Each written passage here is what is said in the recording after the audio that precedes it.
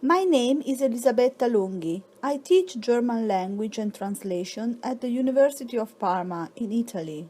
I'd like to present you a project that I carried out together with Chiara Angelini from the University of Mainz in Germany. It's about how to use Adobe Connect for oral language practice in international virtual classes. There are three key words in this title: oral language practice, that is our main objective; international virtual classes, that is our teaching strategy; and Adobe Connect, that is the software, the technology we use to reach our goals. Let's start now from our objectives. We wanted, first of all, to improve fluency in speaking in our second language students. They needed it, as oral communication is usually not trained enough in traditionally designed language courses at school and universities, particularly in Italy, where the most widespread model of education is based on reading and writing, with too little time left for listening and speaking. Therefore, in order to counterbalance the predominance of written over oral practice and of grammar over live communication, our tandem project focused on synchronous dialogues with native speakers, but also included asynchronous activities for the training of reading, writing, and listening skills. Last but not least, we pursued cross-cultural objectives as well, so as to make the most out of the peer-to-peer interactions in this somewhat new learning environment, a virtual class made possible by Adobe Connect. We try to develop intercultural competence by speaking about topics such as the recent history of Germany and Italy, the relationship between these two countries, the role of stereotypes, and the bridging of the cultural divide through dialogue and mutual understanding. In this way, we match the traditional attendance lessons centered around language structures only, or at the most, daily life in the corresponding foreign country. As we will see, all topics to be discussed during the online sessions were first tackled by means of materials and activities which were easily accessible on the Moodle platform of the University of Mainz. Our students had an appropriate language level to discuss such topics, that is, B2 of the Common European Framework of Reference for Languages. The meetings took place once a week at a set time, from October to December in the winter semester and from April to June in the summer semester. The meetings weren't just for students. We met all together, students and teachers, in a kind of virtual class.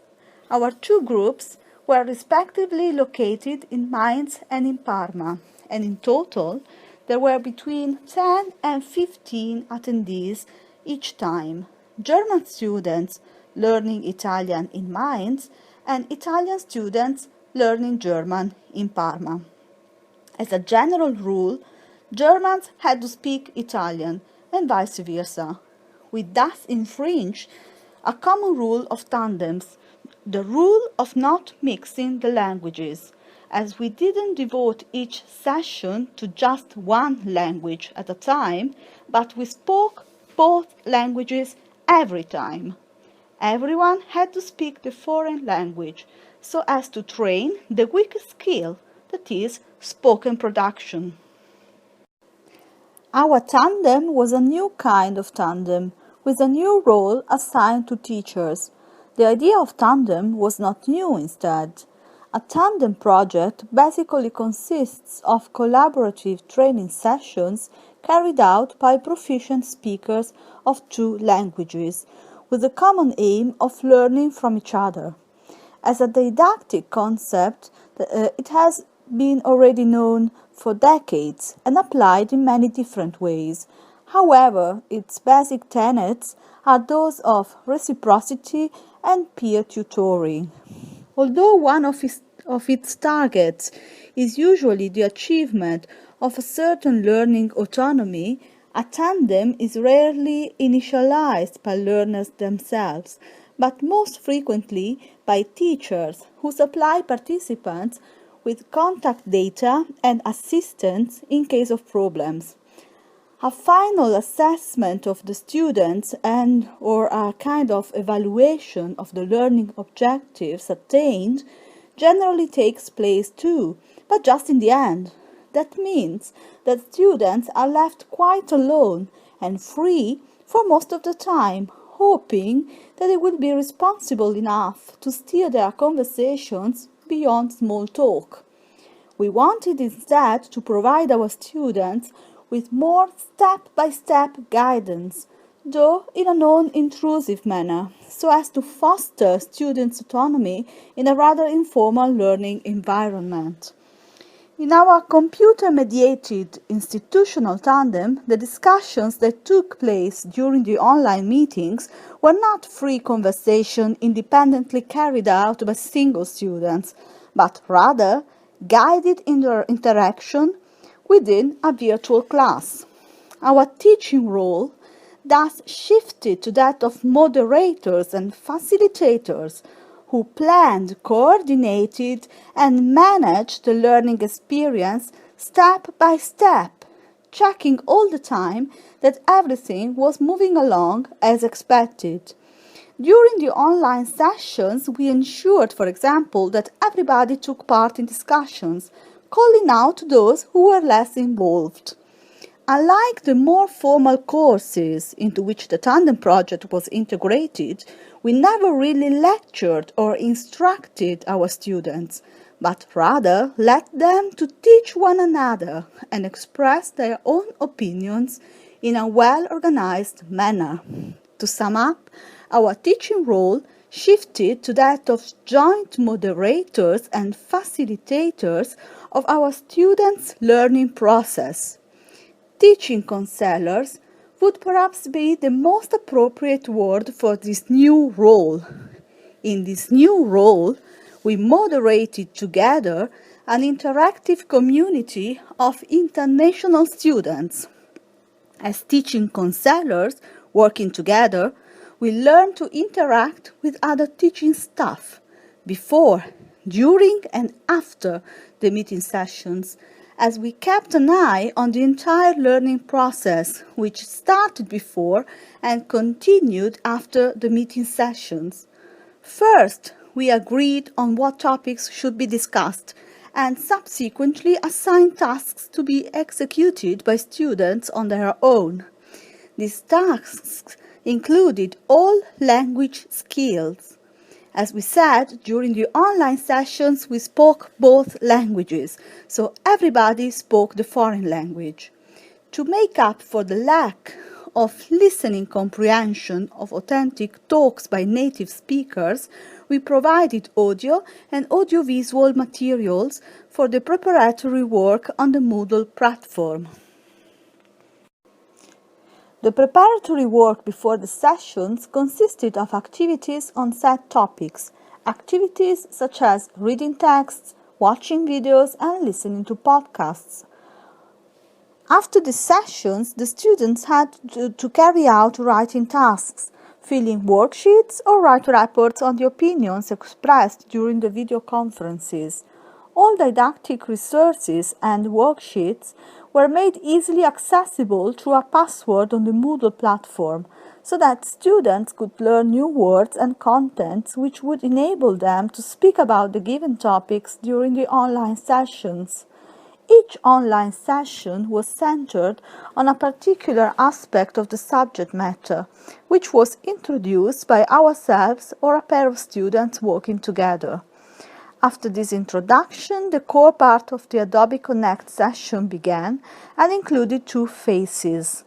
The first phase was a plenum discussion with all participants in the same virtual room. The second phase was made up of small group discussions taking place simultaneously in separate breakout rooms. This structure helped combine sociability and individualization, formality and spontaneity in the learning process, as the oral reports and interventions in the plenum discussion resemble speaking to a public, whereas the interactions in small groups were like talking to friends. It goes without saying that students were asked to change their language register accordingly.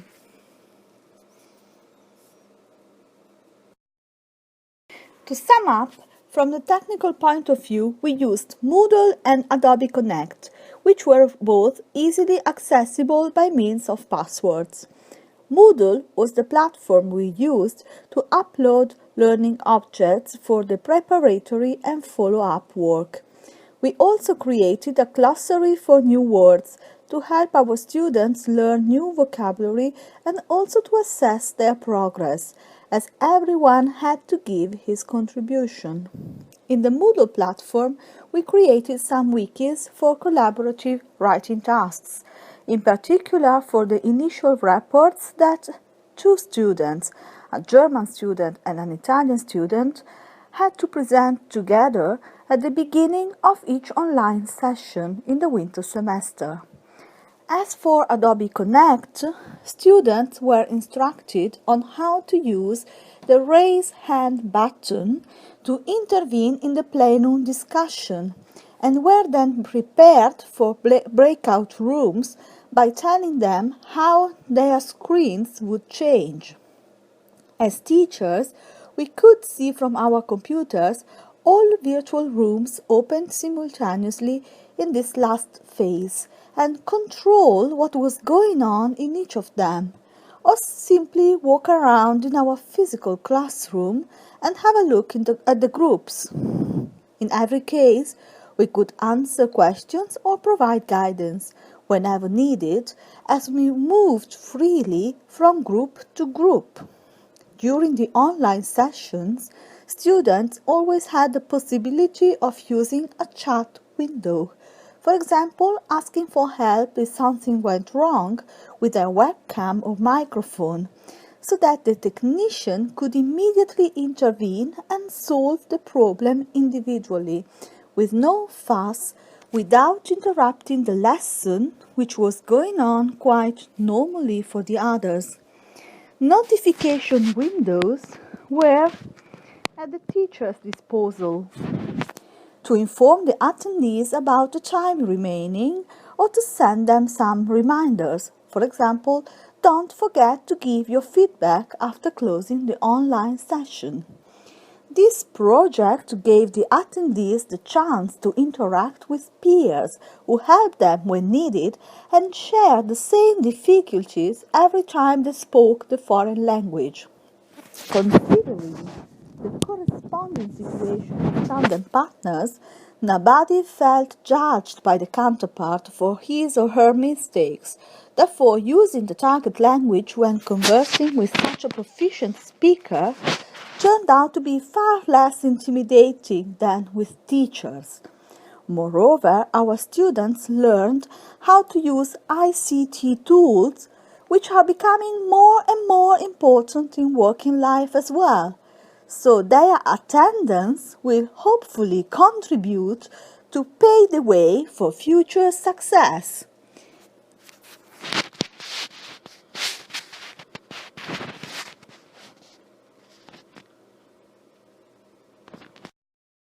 And so I've come to the end of my presentation. Thank you for your attention.